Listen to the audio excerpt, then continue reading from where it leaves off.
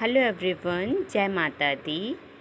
हम आज नवरात्रि का 8वां दिन सेलिब्रेट कर रहे हैं और ये माता रानी की 9 दिन की कृपा होती है जो हम एकदम बिजी रहते हैं, बहुत ही इंजॉय करते हैं फेस्टिवल्स को और ये निकल जाते हैं 9 दिन, पता ही नहीं चलता है।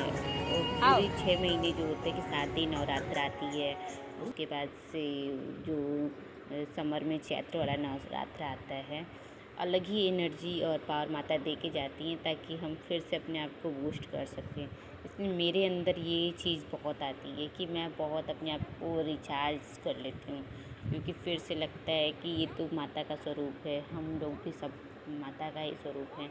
तो अपने आप को बहुत ही स्ट्रॉन्ग बनाना होता है, केयर करना होता है, अपना केयर, बच्चे का केयर, फैमिली, नेचर, जो भी हम अपने आप में सराउंडिंग हमारे होते हैं उन सबको बहुत ही अलग ही प्यार और इज्जत देने का टाइम होता है। ये हमें माता रानी सिखा के जाती हैं। और आज हम जाने वाले थे माता के मंदिर शीतला माता, जहाँ पे ये बहुत ही फेमस मंदिर है गुड़गांव में। जो गुड़गांव से थोड़े अंदर जाने पे ही, बहुत ही पहले डेवलप नहीं था, अभी तो 2-3 साल में जब से मैं जा रही हूँ तब से काफ़ी डेवलप हो गया है। और ये शीतला माता, जैसा कि हम सब लोग जानते हैं, ये नेचर की देवी हैं। ये हमें प्रकृति का सम्मान करना सिखाती हैं। शीतला माता की सवारी खच्चर है, ये मैंने इंटरेस्टिंग फैक्ट बहुत अभी जल्दी ही पढ़ा है। और बाकी नेचर के बारे में ये सब हम उनके बारे में बचपन से सुनते आए हैं, पर मैंने इसके बारे में डिटेल में पढ़ा तो बहुत ही अच्छा लगा। हालांकि हम बहुत दिनों से इस मंदिर में आ रहे हैं, बट जैसे जैसे हम बड़े होते हैं ना, मैच्योरिटी आती जाती है, हम बहुत कुछ सीखते हैं, नई चीज़ें हमें बहुत कुछ सिखाती हैं, अलग ही इंस्पिरेशन देती हैं। तो ये बहुत ही अच्छी बात होती है। जैसे जैसे हमारी उम्र बढ़ती है हम बहुत कुछ सीखते भी जाते हैं। फाइनली हम मंदिर पे पहुंच गए थे और वहाँ पे बहुत ही भीड़ थी, बहुत ही ट्रैफिक की वजह से हम लोग देर से भी पहुँचे थे। हालांकि ये रास्ता हमारे घर से हाफ एन आवर का ही होता है, बट हम बहुत ही टाइम देर से पहुँचे थे, लगभग 1 घंटे से ज़्यादा ही हो गए थे ट्रैफिक की वजह से। बट हमें दर्शन बहुत अच्छे से हुआ, बहुत मन खुश हो गया देख के माता रानी को। बहुत भीड़ में भी हमने बहुत अच्छे से दर्शन किया और हम वहाँ से प्रसाद वगैरह अंदर देते हैं और बाहर बहुत आके प्रसाद लेने की व्यवस्था थी। और निकली मैं आसपास, वहाँ पे भैरव बाबा का मंदिर है और माता रानी कालरात्रि का है सब मंदिर वगैरह। और आते टाइम ये मुझे अलग ही कपल दिखा, न्यूज़ मैरिड थे लग रहा था। और मैं अपने हस्बैंड के साथ मजाक करने के लिए, और वहाँ से आने के बाद मैं बिल्डिंग में ही एक जगह माता रानी का कीर्तन हो रहा था, वहाँ गई और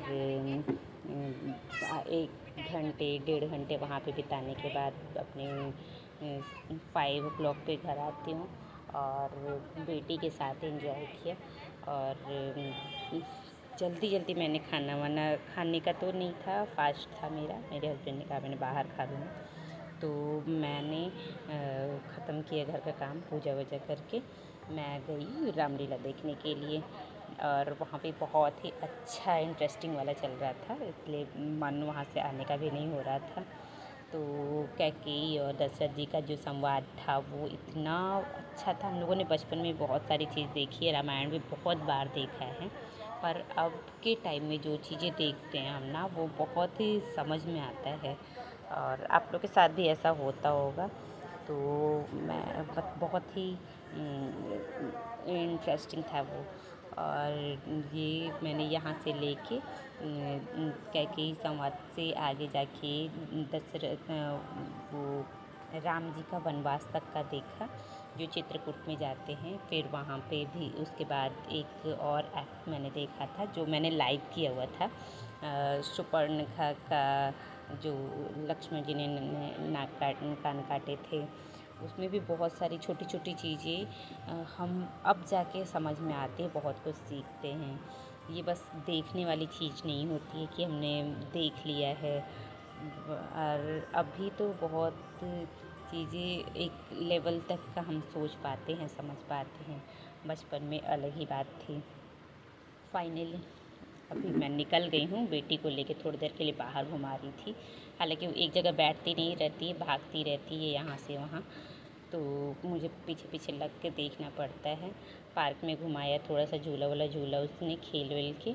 फिर ये यहाँ पे माता जी का मंदिर भी रखा हुआ था, माता रानी की मूर्ति बहुत ही सुंदर सजाया हुआ था। जो बंगाली समाज के लोग होते हैं उन लोगों ने ये किया हुआ था। तो मैं लेके थोड़ी देर के लिए अपनी बेटी को वहाँ जाती हूँ, और वो खेलती क्या है, बच्चों को तो इतना इंटरेस्ट नहीं आता है, पर हम लोगों को आता है, मन होता है कि थोड़ी देर और भी रुक जाओ, क्योंकि अब कायदे से हर चीज़ का मतलब समझ में आता है। बचपन में तो टॉयज़ और इन सब चीज़ों में मन लगा रहता था, अब बहुत कुछ समझ में आता है। बट वो वहाँ पे परफॉर्मेंस हो रही थी, बैठ के देखने का भी टाइम नहीं मिला मुझे, और मैं फिर वापस थोड़ी देर घुमा के बच्चे को कुछ खिला विला के बाहर से घर आ जाती हूँ। और बहुत ही सुंदर डेकोरेशन हुआ था, और 9 डेज़ ये बीतने वाले हैं, और बहुत ही अच्छा एंजॉय। चलिए मिलते हैं नेक्स्ट वीडियो में, तब तक के लिए बाय बाय, हैप्पी नवरात्रि सबको।